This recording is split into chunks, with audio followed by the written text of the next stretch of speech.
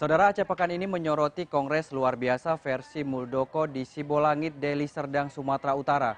Aksi protes dilakukan oleh pengurus Partai Demokrat Aceh di mana pelaksanaan KLB di Deli Serdang dinyatakan ilegal. Karena peserta yang hadir harusnya 2/3 dari 34 ketua DPD dan juga setengah dari 514 DPC seluruh Indonesia.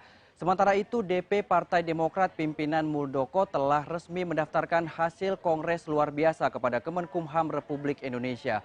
Maka siapa Ketua Umum DPP Partai Demokrat sebenarnya? AHY atau Muldoko? Berikut informasi selengkapnya. Pelaksanaan Kongres luar biasa versi Muldoko di Sibolangit, Deli Serdang, Sumatera Utara diwarnai aksi protes dari pengurus Partai Demokrat Aceh Jumat 5 Maret 2021. Aksi protes atas penolakan KLB Sibolangit itu ditunjukkan oleh DPD yang tetap solid kepada kepemimpinan Agus Harimurti Yudhoyono AHY. DPD Partai Demokrat Aceh pun mengecam penetapan Ketua Umum Partai Demokrat versi KLB Deli Serdang Muldoko. Bukan hanya di media, aksi penolakan KLB juga menyambangi Kementerian Hukum dan HAM Aceh pada Senin 8 Maret lalu. Kepada TPRI, Wakil Ketua DPD Partai Demokrat Aceh Dalimi mengatakan pelaksanaan KLB Partai Demokrat Deli Serdang versi kubu Muldoko tidak memenuhi aturan anggaran dasar dan anggaran rumah tangga. Pasalnya, peserta yang hadir harus 2/3 dari 34 ketua DPD dan setengah dari 514 DPC seluruh Indonesia. Pelaksanaan KLB tersebut jelas ilegal. Dalam pernyataan setia kepada Ketua Umum AHY, Sekretaris DPD Partai Demokrat Aceh Iqbal Farabi menambahkan tidak ada satupun perwakilan atau delegasi DPC Demokrat se-Aceh yang hadir ke Deli Serdang. Jadi semua kader DPD dan DPC menolak secara tegas KLB di Sibolangit, Deli Serdang, Sumatera Utara. KLB yang menetapkan Kepala Staf Kepresidenan Jenderal Purnawirawan Muldoko sebagai Ketua Umum Partai Demokrat 2021-2025 dinilai tidak sah. Ia pun berharap agar Kanwil Kemenkumham Aceh tidak merespon jika ada yang melaporkan hasil Demokrat KLB versi Muldoko sah. Yang pertama, kami menolak KLB Sibolangit. Yang kedua, kami menolak Muldoko. Perlu saya sampaikan bahwa tadi pagi, kami pengurus DPD Aceh sudah beraudiensi dengan Kanwil Kemenkumham. Kami menyampaikan bahwa tidak ada satupun pemilik suara dari Aceh, apakah itu ketua DPC atau ketua DPD yang hadir di KLB Sibolangit.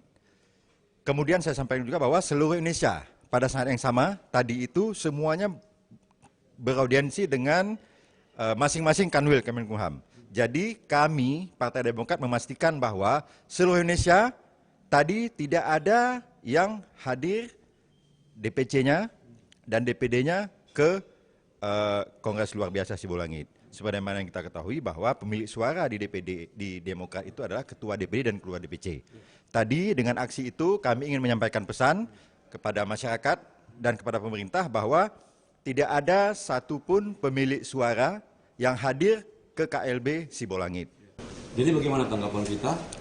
Muldoko sudah ditetapkan sebagai Ketua Umum Partai Demokrat dan akan mendaftarkan ke Kemenkumham. Kami menunggu proses selanjutnya. Karena bagaimanapun sampai dengan saat ini secara formal kami masih satu. Belum ada pengakuan apapun dari negara terhadap hasil kongres yang itu.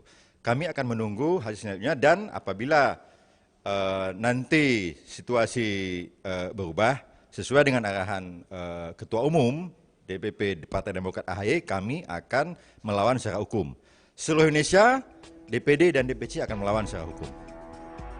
Menanggapi hal itu, Kepala Divisi Pelayanan Hukum dan HAM Kanwil Kemenkumham Aceh Sasmita Esa MH mengatakan, secara teknis hanya menangani masalah partai lokal saja, sekaligus perpanjangan tangan hukum umum Kemenkumham.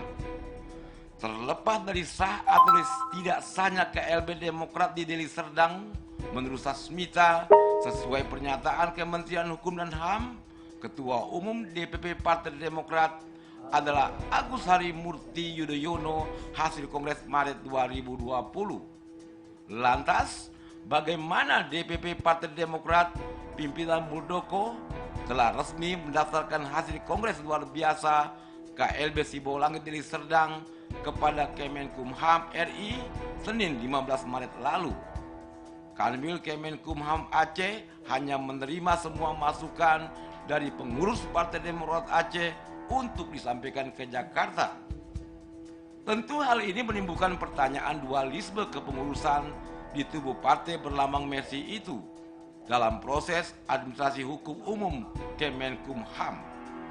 Lalu, apakah legalitas dan keabsahan KLB kubu Muldoko diakui atau tidak? Kita tunggu saja proses hukum selanjutnya.